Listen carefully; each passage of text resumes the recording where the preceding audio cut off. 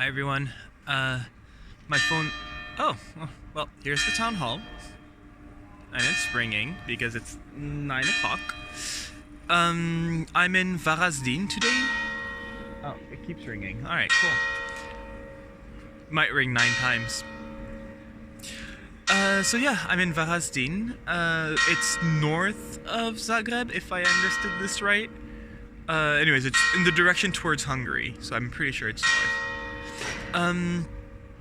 Everything's going well. So yeah, well, I had a bit of trouble. So after I made the video in English, I met this guy. So I was like sorting my stuff out, and he saw that I had a lot of bags. He's like, "Oh, where are you from?" And I answer him, "I'm from France."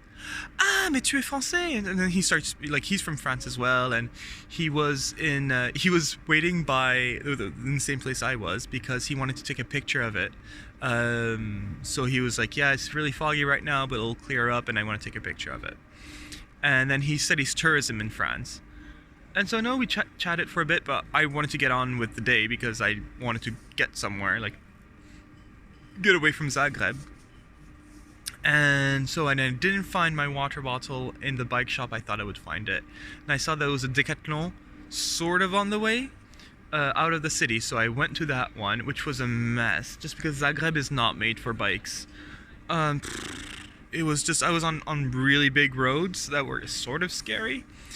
So yeah, I was not so proud of that, but I still managed and I was really careful. Did the best I could. And yeah, just managed, and then out of Decathlon, I started kept going on the route. So I have a really long route all the way to Budapest on my phone, and it's just taking me little by little. So I can see I still have like 30 hours of biking left to do no, hold on, 300 kilometers for Budapest. So that's like 15 hours. But yeah, it was quite hilly today, but that's all it's gonna be, is just a little bit hilly at the beginning. I think there was like 3 big hills, and now it's mostly gonna be flat until Budapest. So I'm quite excited for no hills. And after that, yeah, around 4:30. So it took me about until 1 o'clock to get out of Zagreb, and then I stopped for lunch. So like I started biking around 2. Like really biking, and yeah, and I passed, so around there were a lot of hills, and then around 4:30 I decided to stop and figure out what my night was going to be like. So I looked for campings, no luck. They were too far away, so probably tomorrow I might get some camping. And then I looked for hostels. I was like, well, I'll see what I can find. And then yeah, Airbnb does hostels. Like some hostels put their rooms on Airbnb. So I found a hostel in Varazdin, and so I was like, yeah, why not? Like it's a little bit out of the way, but you know, it's not too far. So I booked it and got here. So I got here when it was already night. But checked in, and then what was interesting when I checked in was I checked in, and the guy, oh sorry, I didn't talk about, so right, so when I booked it, this lady came by and she was trying to talk to me, but all in Croatian, so I had no idea what she was talking about. And she didn't really help. Like usually people use hands to help me out, understand what they're saying, but no.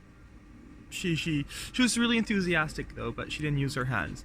So at some point she understood the questions that she was asking. So she asked like where I was from, because she's like, Dutch, Italianski, or I don't know how they say Italian. And I was like, oh, France. And she's like, Franceschi, or I think that's what she said. I was like, yes. And then she asked like, oh, where are you from? So I was like, oh, Zagreb.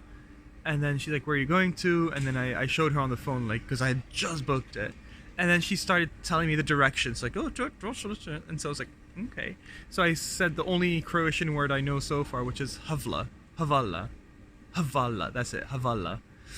And I'm still not saying it right because I have to do it a couple of times before people understand what I'm saying.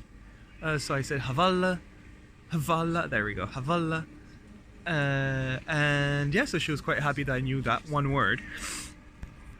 And then I kept on going on my bike and I crossed her a couple of times. Just because I think, so I crossed her once, but I think somebody picked her up in a car and then drove her downhill, and so I crossed her again. So yeah, I was like, oh, I know this person.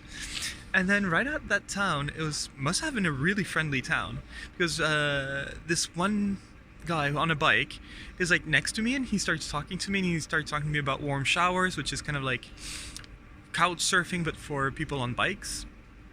And he's like, yeah, I'm on warm showers, it's great. I had a girl from Slovenia or wherever that like is doing a 2-year tour. What are you doing? In really good English too. And so I told him a little bit. He's like, oh, cool. And then, yeah, he was meeting a friend. And then he's like, okay, just follow me because we're going the same way. But it was at the part of the hills. So it was like not great to have a conversation when you're like, like up the hill. But anyway, it was still nice to have a bit of company. And then he's like, yeah, okay, now you go left and I go right. And then, so we said goodbye. And then, yeah, I made my way here. And so, right, so the check-in story. So the check-in story is that, so I go to check in and he tells me, oh, Olivier. I'm like, oh, yeah, that's me. So I was like, maybe they're having a slow day, or maybe I'm the last one to check in. I don't know. So I go ahead and he checks me in and everything. And then he's like, oh, I'll show you the room. And he takes my bags, which usually that doesn't happen in a hostel. So I'm like, okay. So he takes my heavy bag. So I'm there just carrying my tent and my other bag, my clothes bag. And he shows me around, and then he shows me the room where there's like, it's a room full of bunk beds. There's 7 bunk beds in one room, but they're all empty. And I'm like, oh. And he's like, yeah, just pick the one you want because, well, he doesn't speak English much. He's like, pick the one you want. Like, he lets me know I can pick the one I want because everybody left this morning. So he's like, yeah, you can wherever. I'm like, okay. So I put my stuff on a bunk bed, and yeah, so I guess everybody left this morning. And then I decided to go walking about. It's a really lovely town. So I want to see it tomorrow. I might stay a little bit longer tomorrow. I was thinking of having a big bike day tomorrow, but now I'm thinking something else because it seems to be a really cute town. Yeah, like it's weird because there's a lot of terraces, like, well, the one I'm on right now. But there's not a lot of people, and everything seems to be closed. So maybe it's like a touristy town during the summer, and right now it's not. I don't know. But yeah, it seems to be a lot to see, and there's even an insect museum, which I'm kind of thinking I might stop by and see what's up. And there's a castle, and there's a cathedral that's right there. You can see the dome. Well, not the dome, the tower. So there seems to be a lot to do, so I might spend the morning here and maybe have a early brunch, like around 11:30, and then start making my way. But that's still in the works. But yeah, that's about it. I'm about to go back to the hostel, have some food, and probably say goodnight. Alright, bye.